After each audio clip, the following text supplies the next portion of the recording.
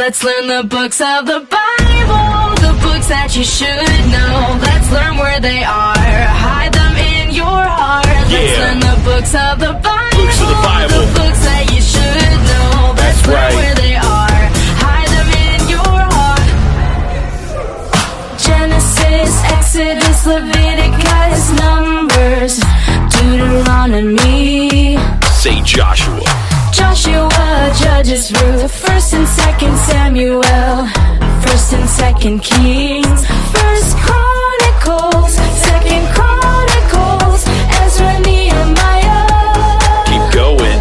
Esther, Job, and Psalms, Proverbs, Ecclesiastes, Song of Solomon, Isaiah, Jeremiah, Lamentations, Ezekiel, Daniel, Hosea, Joel, Amos, Obadiah. Alright, say Jonah, Micah, Nahum. Jonah, Micah, Nahum. Habakkuk, Zephaniah. Habakkuk, Zephaniah. Haggai, Zechariah. Haggai, Zechariah. Malachi. Malachi? Let's learn the books of the Bible, the books that you should know. Let's learn where they are, hide them in your heart. Let's learn the books of the Bible, the books that you should know. Let's learn where they are, hide them in your heart.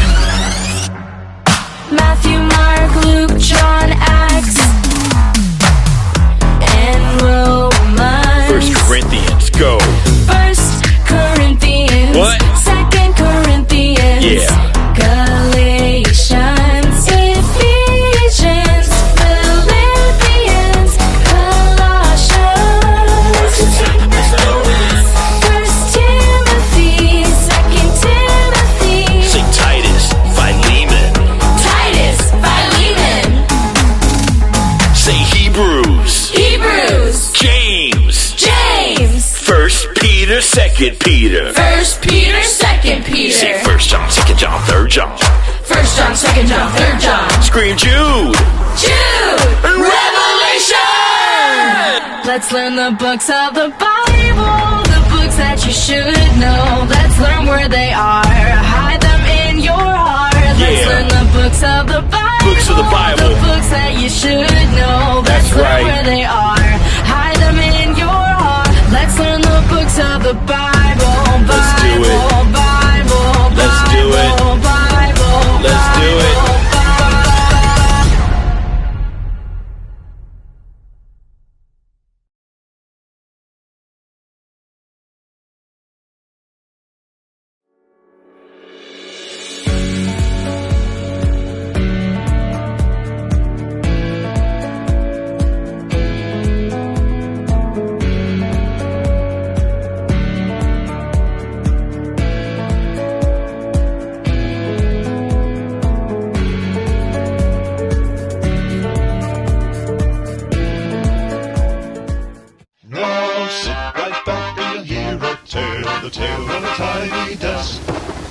I don't know about this, David.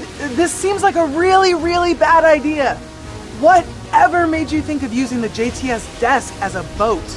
It's floating, isn't it? I mean, yeah, but for how long? The waves are tearing it apart. I think we should drop the anchor and wait out the storm. Oh, I'm way ahead of you, Casey. I already threw the anchor in. Did you tie it to the rope? Of course I did. This end of the rope?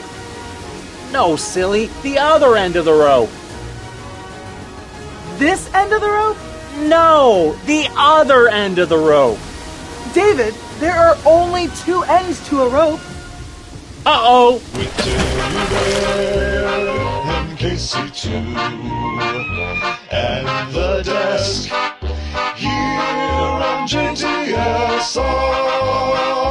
Hello, everybody, and welcome to the Journey Today show. My name is David. A 3-hour tour? A 3-hour tour? That's what you said this little boat ride was going to be. But now look at us. We are stranded on a deserted island. How in the world are we going to get out of here? Don't worry, Casey. I've seen this before. We just have to wait until a famous celebrity visits the island, and then they'll certainly take us home with them. That's it? That's your plan? A celebrity? Why would a celebrity visit this deserted island? I know. It doesn't make any sense, but that's just how it works. And hey, look on the bright side. We were able to drag the desk up on the shore, and now we have a free beach vacation. Yeah, well, I think I still want a new travel agent. Hey, do you know what this reminds me of? Gilligan's Island? No. Why would you think that? No, it reminds me of the time Paul got shipwrecked in the Bible. Oh, yeah. You mean in Acts chapter 27. That's where Paul had been arrested for telling people about Jesus. And since he was a Roman citizen, they had to ship him to Rome to go on trial before Caesar. That's right. But then, in the middle of the trip, they got hit by a storm that had the force of a hurricane, and it started to tear the ship apart. Yeah. You know, this is such a good story. I think we should read it straight from the Bible. So how about this? In just a second, press pause on the video and then open your Bible and read the verses on the screen.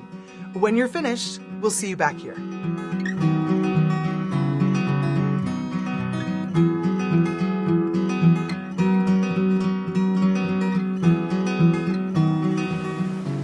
Wow, isn't that a crazy story? And you know, I can kind of relate to Paul because I too have been shipwrecked. Well, technically, you've been desk wrecked. But you know what? Paul actually had it way worse than us, because that was just one of the many bad things that happened to Paul. In the Bible, in the book of 2 Corinthians, Paul gives a long list of all the bad things that happened to him. Look at what Paul went through. He spent 6 years in prison. He was whipped 195 times. He was beaten with rods. He was struck with stones. He was shipwrecked. He was bitten by a poisonous snake. He was in danger from rivers and robbers. He went days without food, water, and sleep. And he was left in the cold with no clothes. Whoa! And I thought I was having a terrible, horrible, no good, very bad day. Yeah, seriously. And what's really incredible is that Paul went through all of that so people could hear the good news of Jesus. And in the Bible, it says that because of all those things, Paul felt weak. That's right. And you would think that being weak would be a bad thing. But look at what Paul says about it in our Bible verse for today. But he said to me, "My grace is all you need. My power is strongest when you are weak. So I am very happy to brag about how weak I am. Then Christ's power can rest on me." 2 Corinthians 12:9. Doesn't that seem like a weird thing to say? I mean, no one really ever brags about how weak they are. But that's exactly what Paul is doing here. And to help us understand why, I think we should do a challenge. Awesome. So here's what I'm thinking. Since we are stranded on this deserted island, I think we should create a giant SOS out of these rocks. Now, an SOS is like a signal that tells people we need help. So when we lay down these rocks, though, I think we should use some gloves. Now, the glove that I'm going to use is kind of weak and flimsy. The glove that you're going to use is really strong and stiff. Now, the person who lays down the most rocks is the winner. All right. So what do you think? Are you up for this challenge? This is going to be a hard challenge. Yes, it is. But yes, I'm up. We're going to do it. We're going to do it. I'm Okay. ready. Are you ready? In 3, 2, 1, let's go. Got one.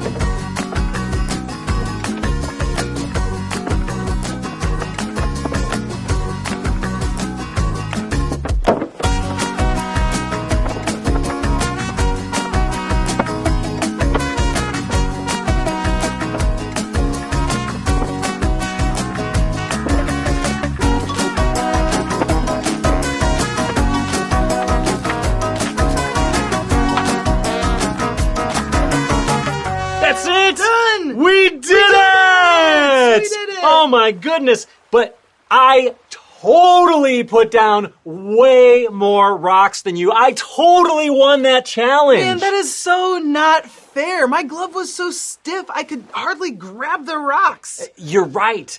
And that is exactly the point. Here, take a look at this glove. It's stiff, and it's sturdy, and it's strong. But is it good for much? I can tell you from experience that no, it's not. In fact, it's hard to even get your hand in it. And if you do get your hand in it, it's too stiff to do anything with it. You can't grab anything, you can't pick things up. That's right. But look at this glove.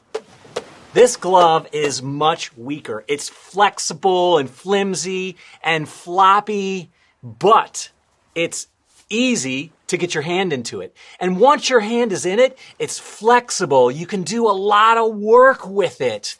The weak glove is far more useful than the strong glove. Hey, you know what? That's kind of what it's like with us and God. We're like the glove and God is like the hand. It's not the glove that does the work, it's the hand. So when we're strong and stiff like this glove, we're not very useful. But when we're weak and flexible like this glove, God can use His strength to do big things through us. You know what? That makes me think of a question. What kind of things could God do through you when you're feeling weak? Press pause. And discuss.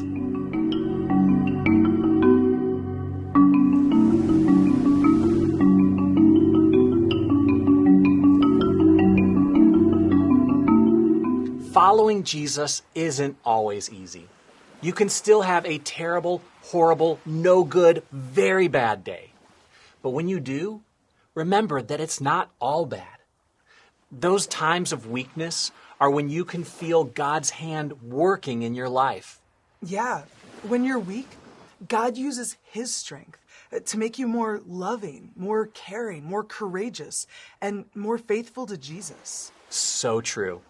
Well, folks, thanks for joining us today. We'll see you again. Wait, is that Justin Bieber? I told you! I'm coming, Justin! Take me with you!